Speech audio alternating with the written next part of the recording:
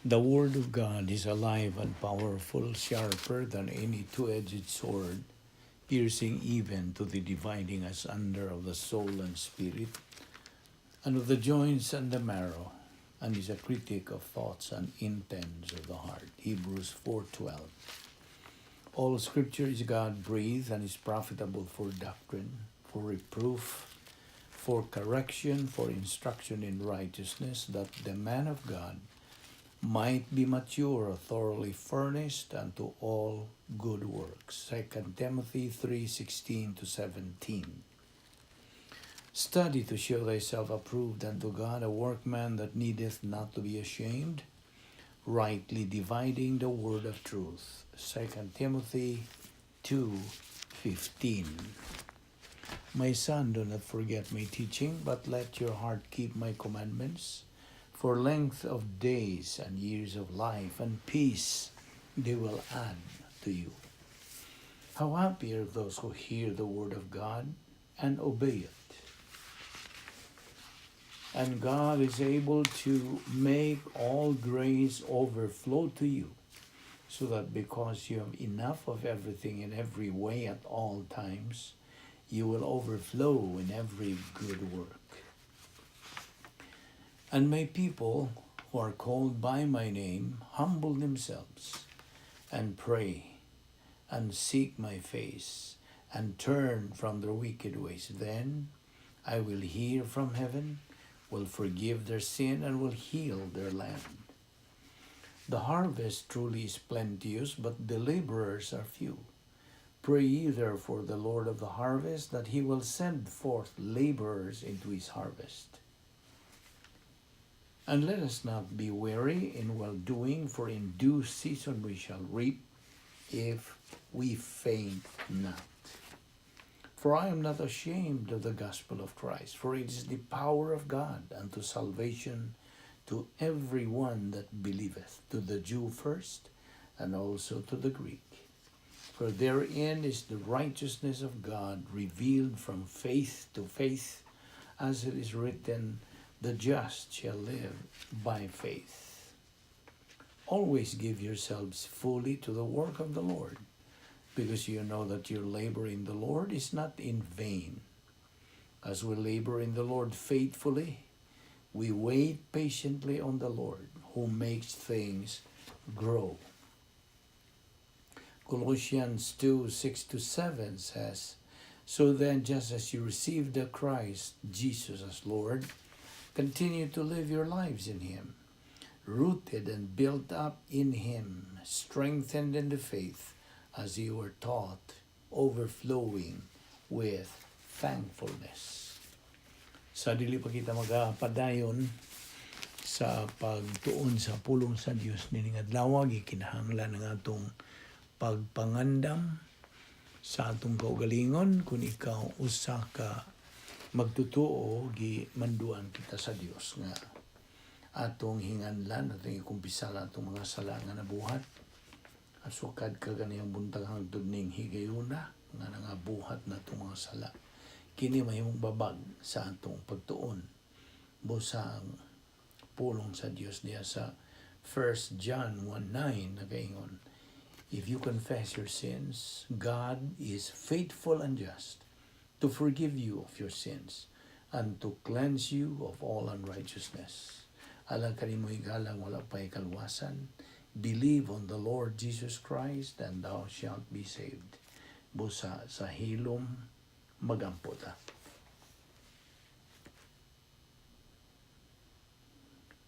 Let us pray.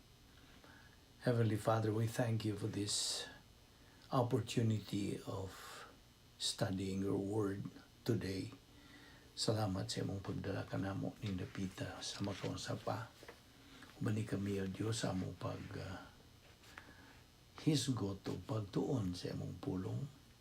Pinagi lamang sa pagahom kanamo sa Espiritu Santo. Kami makasabot, magkakaton ni imong imong itudlo kanamo ning adlaw. Tangtanga mga babang sa among una o Dios. Ang kami makapunting lamang, kadupot lamang sa among tutok sa unsay imong igatudlo kanamo ning adlaw. Salamat niini among Bible study through the YouTube under the Balbido Evangelistic Ministry. Kining tanan na magipasalamatan sa ngalan ni Ginoong Jesucristo among bugtong manluluwas. Amen. May adlaw sa tanan nato nga mga kaigsunan diha ni Kristo. Kung kaninyo sa mga higala, wala pa'y kaluwasan, dapit lang ikaw sa pagbaton o bukas nga panguna-una. Have an open mind. Aron tultulan ikaw, magiyahan ikaw. Bahin ini nga itong pag-isgutan nga mga kamatuoran. Okay? Niya kita karon sa atong pagtuon. The Doctrine of Christian Suffering. Kristohanon nga alantoson o pag-antos sa mga Kristohanon. Unas tanan. Ato na nakita diha sa libro ni Mateo, Kapitulo 16. Kang atong Ginoo, using the occasion of the human viewpoint ni Apostol Pedro, nainumdong ka po ba niya itong hitabuan nga diin kinis Pedro misuway sa pagdani to convince, to distract sa atong Ginoo from going to Jerusalem ug sa dili pag-agi ug pag-antos, which happened to be, as we have established, beyond the shadow of doubt. Ang kabubuton siya Diyos alang kang Kristo nga padtuon siya sa Jerusalem to become the substitute sin bearer. Mahimo sa gubang sa atong mga kasalanan. To go through a maximum injustice. Kinagrabihan katong inustisya. There has never been a greater active injustice ganay tabo sa kasaysayan sa tao than sa dihang si Ginoong Jesucristo went through on the cross o sa pagpakamatay niya alang sa kaliwatan sa tao. Now, it is one thing sa usa ka tao to be falsely accused of something. Lain usab nga butang, it is something else sa usa ka tao to take on the activities sa ubang mga tao o have them imputed to him, ipasangil nga to kaniya. Even though nga nasayran nga wa siya sala. Now, but to take on sa mga dautang, mga kalihukan sa tanang sakop sa kaliwatan sa tao, imputed all the evil sa tanang tao sa kalibutan, imputed kipasangil nga tukang Ginoong Jesucristo dito sa krus. Mao kadto ang inon tali quintessence of acts of injustice, kinagrabihang buhat sa injustisya ngayang giagian. There is no greater injustice. Wa yun makalabaw sa grabing injustisya that ever occurred in human history kaysa giagian ni Ginoong Jesucristo dito sa cross in dying for the sins sa kaliwatan sa tao. Wa gyoy makalabaw nitong injustisya magiagian niya. Wala. Hinunua, mao man gyud to'y bugtong paagi. It was the only way that salvation could be provided alang sa kaliwatan sa tao. Ug sa dihang namatay si Ginoong Jesucristo dito sa krus, He spent 3 hours, 3 ka oras in spiritual death. And sa usa ka segundo, sa physical niya nga kamatayon. Sa pagtiyabaw niya sa pag-ingon, amahan ko, nganha sa ibong mga kamot, itugyan ko ang akong espiritu. Iyang gibuhian ang iyang kalag. He dismissed his soul and spirit. Iyang gibuhian ang iyang kalag o espiritu. Dayon niya sa pag-adto sa paraiso for 3 days. That took less than 1 second. Sa lang ka segundo. Apan dili kadto ang nakahatag kanato sa dakong kaluwasan. That was not the provision of our so great salvation. Si Kristo nakahatag na kanato sa dakong kaluwasan dito sa cross. Now, samtang buhi pa siya, physical, dito sa cross, siya mibungat sa pag-ingon og tetelestai. Tapos na. Nga mabasa ta diha sa Juan 19:30. It's completed and everything is finished. Mo na ibut pasabot. Gikahatag na ang kaluwasan ngadto sa kaliwatan sa tao. And that salvation liho kadto sa Dios nga Amahan in superimposing from the standpoint of His omniscience. He not only knew every person who ever have lived, nibawaan po niya ang matag tao who is alive on the face of the earth. Niya ng higayuna. Ug sa matag tao who had ever lived sa kasaysayan sa tao. Just one manifestation of a nature sa pagka-omnisyente sa Diyos. But He not only knew all people, kinsa nagakinabuhi sa kaniadto, karon o sa maabot pa, or who had lived, may bawa po siya sa matagsa nga ginabuhat o pagabuhaton pa. May bawa siya. Ug ang tanan niadto kanila, all of them, gipasangil, gi-impute ngadto kang Kristo dito sa krus. Aron sa ingon niadto, si Ginoong Hesukristo entered into spiritual death, both voluntarily, ingon man, involuntarily. We know from the threefold prayer, ang pag-ampo nga gihimong Ginoong Hesukristo makatuo kay gayon.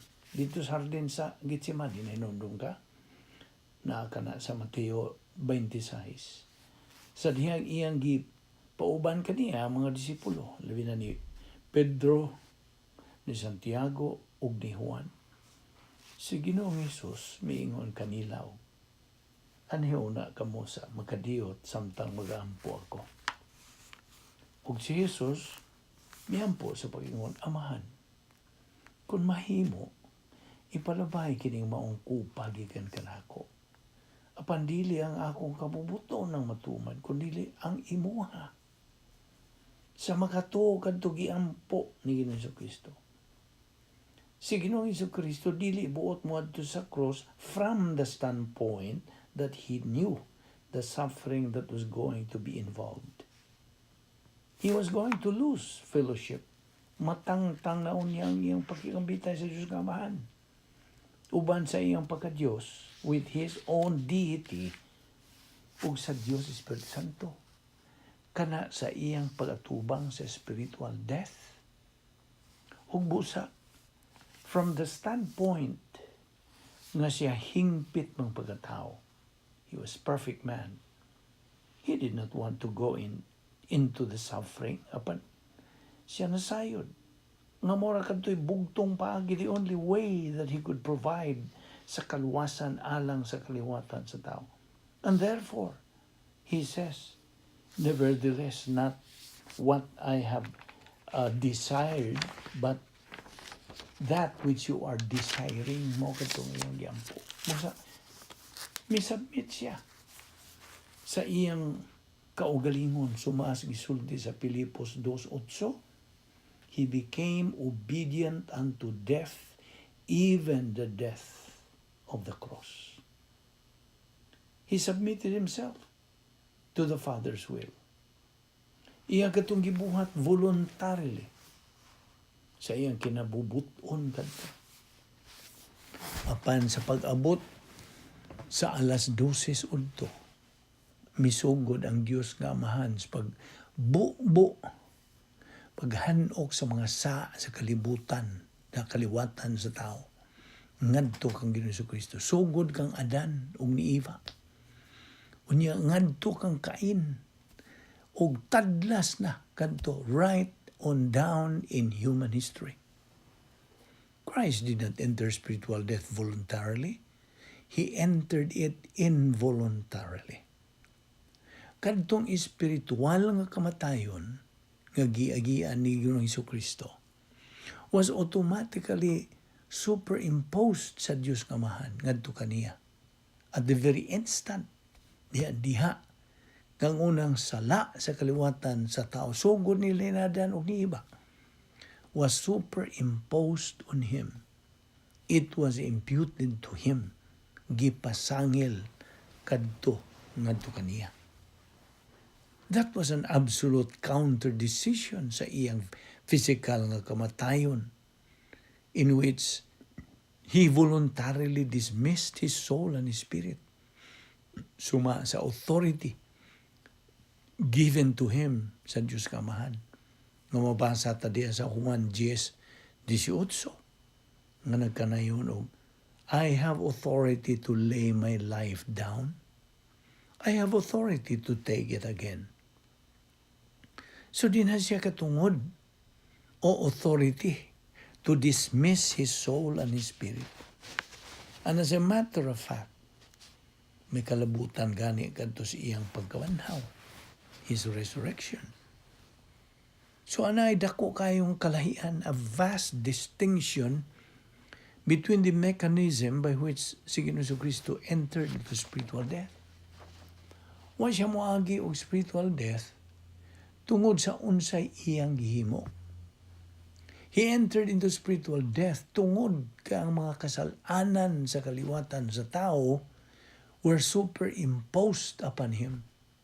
Ug busa usa kadto ka tawgon tao involuntary death as an equally as involuntary as the animal which was taken at the brazen altar nga gihiktan o gilunggo ang liog o namatay kini human kahutdi og duwa. Our Lord entered spiritual death involuntarily tungod kay he voluntarily submitted himself to the will kabubuton sa Amahan to die for the sins sa kaliwatan sa tao. But ang iyang physical nga kamatayon was totally voluntary. Okay? Now, pag-antos kini, this was suffering, ug mao kini ang gibutyag ni Kristo diya sa Mateo 16, nga moadto siya sa Jerusalem to carry out sa pagtuman niini. Ug kini si Pedro, sa ato na nakita diya sa Mateo 16, misuway ni, he tried to dissuade him from going to Jerusalem. In effect, kini siya was trying to dissuade our Lord from executing the will of God for his life. Dili kay he didn't want to fulfill God's will sa iyang kinabuhi, kundi tungod kay dili niya buot nga si Ginoong Jesucristo muagi og pag-antos. So Peter was looking at it only from unsa? The standpoint of suffering dinhi nining kinabuhi. Or suffering according to the standards of the world. Suma sa patukuranan ni kalibutana. Tinuod man nga, there is suffering in this life that we don't like to see, ni bisan kinsa nga muantos. But if we only look at it, if a person looks at that from the standpoint of, gee, that's too bad. What a horrible way to die. That's called ang pag-antos sa kalibutan. Ang patukuranan, the standard sa kalibutan. And that is inadequate to explain what happened. Dili ka na paigo nga pagpatinaw kung unsay na hitabo. Because the worst way for a member of the human race to die, paminaw, ang kinagrabihang paagis pagkamatay sa usa ka sakop sa kaliwatan sa tao, maong pagkamatay ingon nga dili magtotoo. That is the worst way to die for any member of the human race, to die as an unbeliever. Kasabot ka, paminaw. Better to die as a believer in Jesus Christ in a horrible way, mamatay ba tungod sa cancer ba, tungod sa grabing disgrasya, maligsan, makagpison, o bisag unsang paagi nga, mamatay as a believer in Jesus Christ. It's infinitely better than to die Ingon nga di magtotoo. Go to sleep, wake up, and torments. A rapidly loud ringing alarm clock. Mo na kinapaitan. Mo ka nagitawag og suffering in the will of God as opposed to suffering according to the standards of the world. Well, of course, di man ta gustong mo tan-aw sa katao nga mo antos, di gani po ta gustong mo tan-aw bisag unsang hayop nga magantos. Anybody who is normal does not like to see somebody else suffer. Basta? But there are different causes, nagkalain-laing hinungdan sa pagantos. Anay nagkalain-laing matang sa pagantos. Basta? Now, agi o lampas akong panunduman to refresh our mind of God's Word in 2 Peter 3:9. Ang sa gisulti diha. God is not willing that anyone should perish, but that all should come to a change of attitude, to come to repentance. Sabi na, ilabi na kanimo higala nga dili magtotoo, nagpaminaw niini. Ang Dios dili buot nga anaay sakop sa kaliwatan sa tao nga moadto sa linaw sa kalayo, gitawag sa kadaghanan diha og impyerno. Dili buot sa Dios nga naay moadto sa impyerno tungod kay ang impyerno was never designed for man but for the devil and his angels. Matthew 25:41. Ambrihin ang imong Biblia diha. Mateo kapitulo 25 bersikulo 41. Now, for the Isaiah 14 and Ezekiel 28 nga revolt, pag-alsa ni Lucifer. Si Lucifer,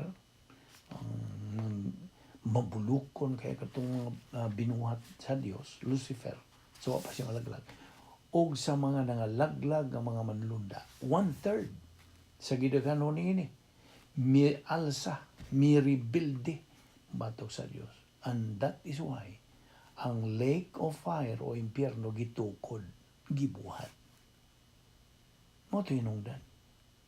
Ang Dios dili buot nga naay sakop sa kaliwatan sa tao nga moadto dinhi dapita. Dili. 1 Timoteo 2:4 unsa giingon?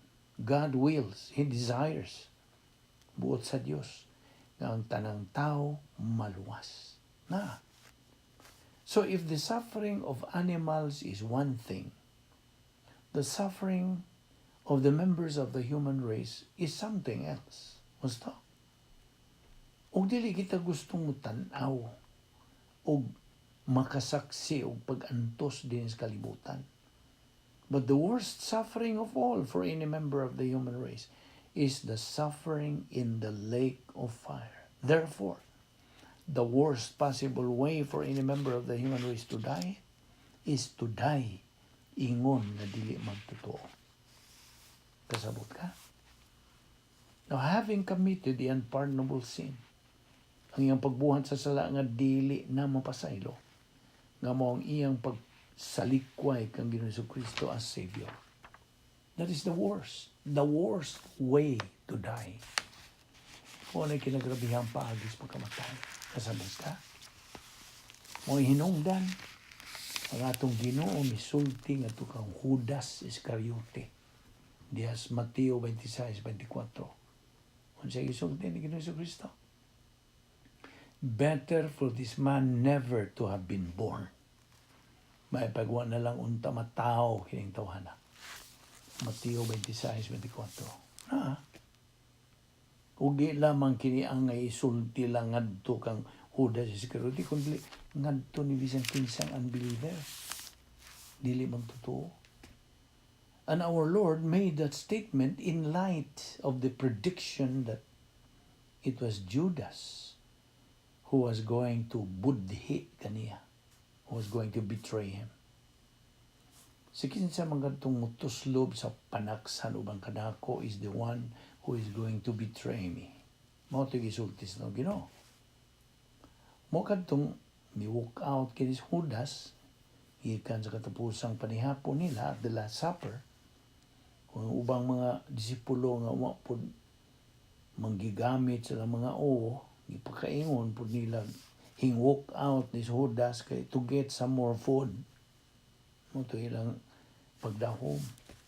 Bisag nga itong Ginoo bag upang mipahibaw nga anay usa kanila nga mubudhi kaniya. O kinis Pedro miingog, uy, kinsa man. O ang Ginoo miingon og kadto mitos lob sa panagsan uban kanako, the one who dipped with me in the bowl. O kinis Judas mismo nangutanag, ako ba Ginoo? Is it I, Lord? Nitubag ang Ginoo kaniya, you said it. Imo ka nang gisulti. Kung ang ubang mga disipulo sa ilang pagkadungog niyadto, sa diyang miguwas Judas, nakaingon sila migawas si Judas kay nagkuhag dugang pagkaon lagi. Not a high level of perception. Ang Ginoo nagkanayon, mas may pag-uwan na lang unta kini siya tao. Dili tungod kay siya ang nagabudhi sa itong Ginoo. So what? If he was the betrayer of our Lord. He identified him na ilhan na sa Ginoo si Judas dito pa sa hardin sa Getsemani, di ba? There was an act of betrayal, an act of treachery. Sa ato pang pinulungan dihay pagluib o pagbudhi. Gusto? Pansi Ginoong Jesucristo namatay tungod sa maong sala dito sa krus. Ang hinungdan nga nung si Judas giingon nga mas may pagwa na lang unta siya matao tungod kay siya dili magtotoo. Ug ang Ginoo nahibaw nga mamatay kinis Judas as an unbeliever. Ug iya man gani gibaligya ang atong Ginoo pinagi sa unsa. Katluan ka mga pieces of silver for betraying the Lord. And after he betrayed him, mibalik kini siya dito sa mga pangu sa relihiyon sud sa templo. Ug siya nagkanayon, I betrayed innocent blood. O yung gilabay mga pilak o silver ngadto sa mga pangu sa relihiyon. He confessed his sin. He felt sorry for his sin. He made restitution for his sin. But wa niya dawata si Kristo as his Savior. So, hingawa siya kung sa yung himo. Naghikom siya. He hanged himself. He committed suicide. And you know what? He did a bad job for that. Kaya ang PC niyang gigamit, siyang paghikog, nabugto. Mautong nahog siya down the rock below, mo kadtoy namatya niya. Iingon to in English nga his abdominal pelvic cavity split open. Patay si Judas Iscariote. Namatay siya as an unbeliever. That is the worst way to die. Kasabot ka? That's the worst suffering of all. Ato ning ipadayon ugma. Magampo ta. Amahan na mong Diyos, nagapasalamat kami kanimo sa imong mga pulong nga mong itunan. Naot nga kini masilsil o Diyos o among magamit sa among pag kinabuhi ingon nga imong mga anak. Pinagi sa pag-ahom sa Espiritu Santo kanamo. Kay dili man kami magkabuhat sa tinawhanon o sa among kaugalingon kundili. Pinagi sa pag-ahom kanamo sa Espiritu Santo. Salamat o Diyos sa imong pag-uban kanamo ining adlaw sa among pagtuon sa imong pulong inaot nga imong kaming dadon pagbalik dinhi ugma aron kami makapadayon so pag tuon sa imong balaang pulong nga among sarang madugang sa napundo na namo nga mga kamaturan dinhi sa among kalag. Kini lamang ang mga butang nga among mabaon o Diyos sayod kami niyana pinagi sa imong pagpatinaw kanamo. These are the only things we can bring with us as we leave this world. Salamat o Diyos sa imong pagpatinaw niini, grasya kini. Salamat ni ang Bible study through the YouTube under the Vic Balbido Evangelistic Ministry. Nga grasya, salamat ning tanan sa ngalan ni Ginoong Kristo, among bugtong manluluwas. Amen.